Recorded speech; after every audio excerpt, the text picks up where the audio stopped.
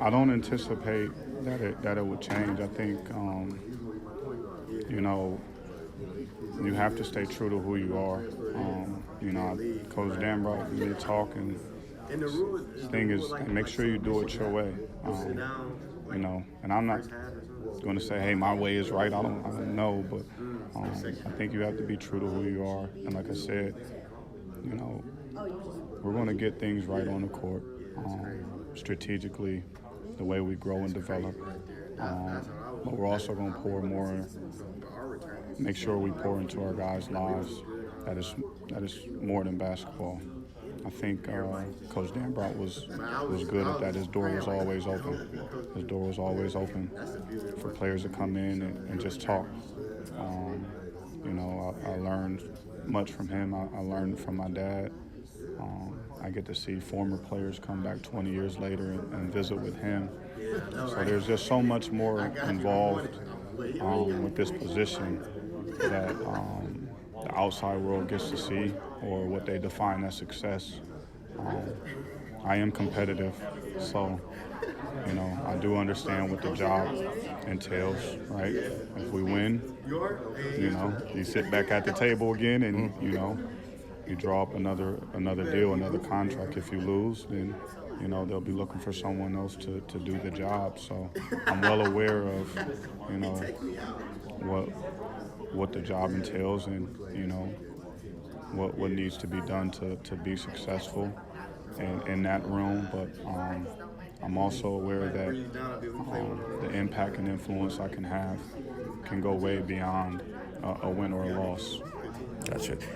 This may be preliminary, and perhaps my premise here is wrong, but looking at coaches' teams over the years, it dawned on me recently that he had those guys in one form or the other, but they never quite were able at times, particularly before last year, to consistently produce the product and result that he wanted. In other words, there have been a few Jake DeMichaels.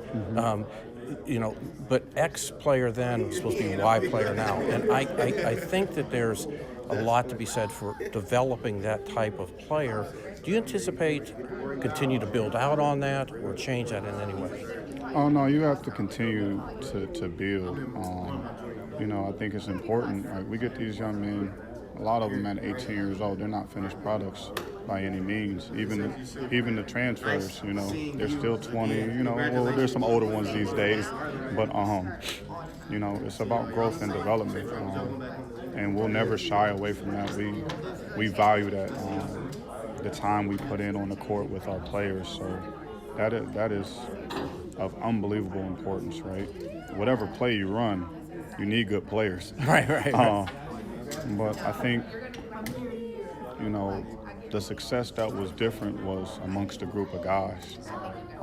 The connection that they had to hold each other responsible and accountable was different. No one was in those timeouts, but those were player-led timeouts towards the end of the season. Those were players directing and telling guys, you got to be here, you have to do this.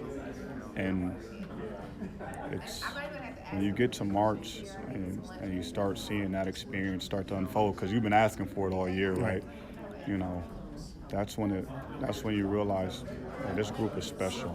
And it wasn't about necessarily gifts or talents and X's and O's, but the fact that they decided that they were going to fight for each other. Not every team is willing to do that. Right. And you see them. Yeah, it's almost an X factor that you hope to develop or have see developed. And Day was given a lot of credit for doing a lot of that toward the end, as you mentioned.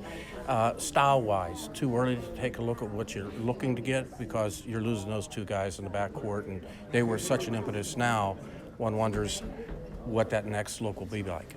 Well, we want to find someone who we believe skill set is who we believe has a good skill set that can shoot, dribble, pass, and create. I think that is what we look for in a lot of our players. Now, will it come in the form of Day and TC or Jimmy Clark, like most people know? Will it come in that form again? We don't necessarily know. So it's up for us as a staff to be adaptive and find out what the best solution for our group is. Now we're going to do our due diligence in recruiting and try to find the pieces to add to our team. I think that's important.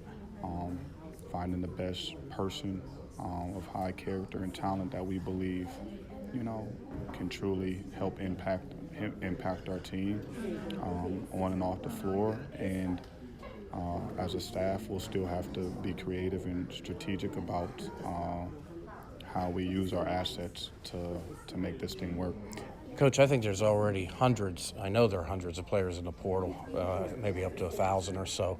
How does that process work? I mean, I assume it's as soon as you can get into it, but is there some legwork done, some foundation building, even before you begin to actively reach out to sort of figure out the style of player, the style of person, the systems they've been in order to facilitate that? Yeah, I mean, you look at all of those factors, right? Where were they at? How was their skill set? It's so many different situations that guys are coming from in the portal. You call around to figure out, what the relationships you may have with that young man, or who coached them last, just to understand the kids you might be inviting into your program. So a lot of calls need to be made, as well as a lot of film work has to be done, because you don't want to make mistakes. You want to get it right. And that's a tough process because that happens. A lot of mistakes happen at times. So we just do our due diligence as a staff to make sure this is a young man that we believe is fit for our program, and this is a young man who we believe that we can help learn and grow with, and that's willing to trust us as well.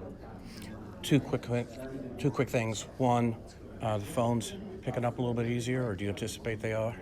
The phones have been good to us. Okay, good. That's good. Okay, that's good to know. I'll leave it at that. And the other thing, and this will be my final point, we've seen in coaching that seeing assistants move to the head spot, and the assistant having a job not only as somebody that, and coaches spoke to this, about somebody like you who's able to intercede at times and to work with guys, also coach them up, obviously. But now when you get to this spot, it's a different thing. And sometimes that jump happens and sometimes it doesn't. Do you have any concerns or feel about that? I was tasked with a couple key things, a couple key areas. One was culture. So I had to hold a lot of guys accountable from my level, and then if I had to reach coach's desk, then he had to do his due diligence and whatever he seen fit. But I also got to dive into the defensive end. But now as you step into the head coaching role, you have to be able to delegate a little bit. You have to trust the staff that you have in place to be able to handle those responsibilities. You can't do everything yourself. We used to tell Coach Dambrot that all the time. Hey, you don't have to do everything yourself. That's easier said than done. Yeah, I know with him, but it didn't matter. Personally as well. Yeah, I know. He's always going to be who he is, but he leaned on us, and I thought that was big. I thought that was big that he, leaned on us as assistants, and he trusted us. And I want nothing more from my staff than to be able to do that as well, because that's when you see success in your staff too. All right. Coach, thank you so much. You're very gracious for your time. Thank you. Best to you and your Appreciate it. family, the program. Thank you. Look forward to seeing you. Bye.